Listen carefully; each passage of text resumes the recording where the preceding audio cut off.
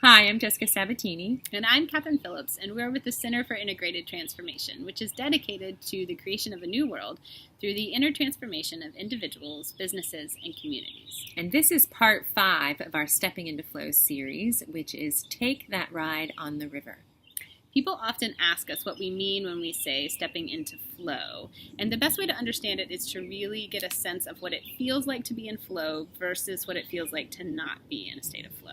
And when you're not in a state of flow, it often feels like you are climbing up a mountain, and a really steep, difficult mountain, and you are the only one who can do anything to get yourself from the bottom of the mountain to the top. You're the one who has to carry all the provisions, you're the one who has to have the map and the compass, and you're the one who has to struggle and put forth all of your force of will and energy, et cetera, et cetera, et cetera, to get up to the top of that mountain.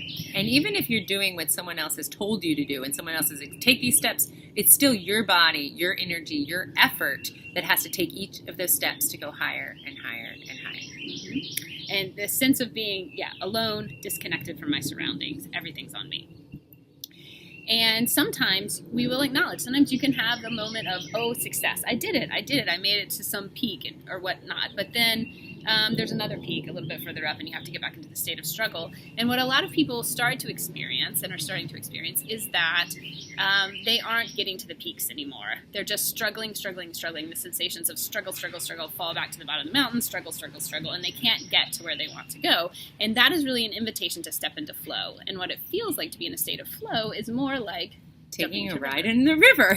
So when we take a ride in the river, one of the biggest differences is where the energy comes from. When you're climbing high, all the energy comes from you. You have to create all the energy in order to move yourself forward. But when we take this ride on the river, you're joining with life force energy. There's this huge, massive, powerful energy that is flowing forth, and you're syncing up with that and riding along with that. So where the energy comes from and how much energy it requires from you is significantly different. Mm-hmm. Now, it doesn't mean that it's easeful and like you don't have anything to do. There's plenty to do while you're taking a ride on the river. Keeping your balance, watching out for rocks. What happens when you bump into a rock?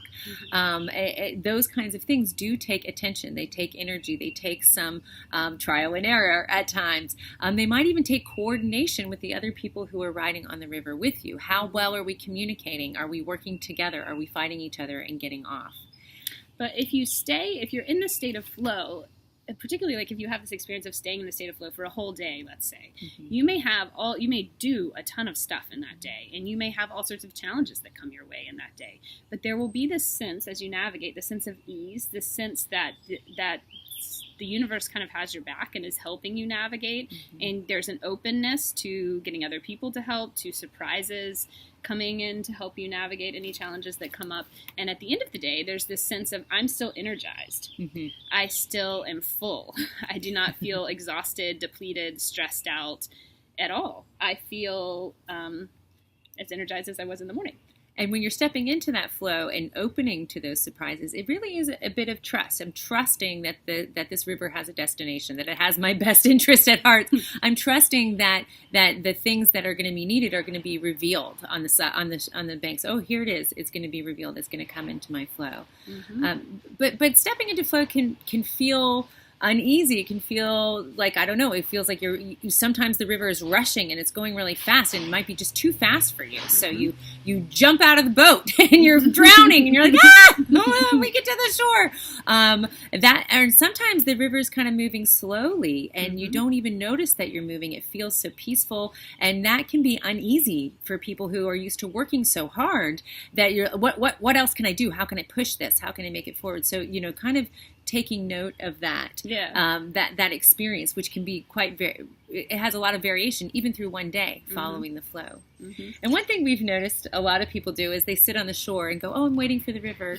and the river's right there. And they're like, well, I'm going to sit and wait. I'm peaceful sitting here just waiting for the river. Like, well, you have to get on the river to go for this ride. That's how the river works. Right. And I think the rub comes for people is that they hear the word flow and they think that means no challenges are ever going to come your way. And that is not what the word means. The word means that you can cultivate a sense of ease and surrender and trust even when challenges come your way. Mm-hmm. But what happens lots of times is the challenge comes and people think, oh, I messed up. I got out of flow somehow. So now I'm going to go sit on the bank and wait for the river to come back. And the river's just chilling right next to them.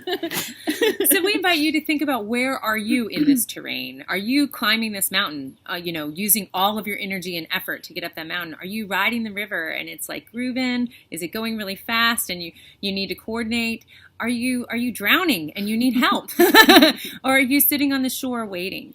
Where are you? And start to kind of notice, how do I want to dip my toe and ease myself into this river and ease myself into this trust, and really sense that sense of flow, and how can I play with that in my day? Mm-hmm. Mm-hmm. And we're going to talk more about that process of surrender and trust, and give you some tips for doing that, for getting started and surrendering to flow in future videos. So if you'd like to find out more about our programs and services at the Center for Integrated Transformation, you can go to our website, which is www.centerforintegratedtransformation.com. And remember, change is not only possible, it's already happening in yourself and in the world.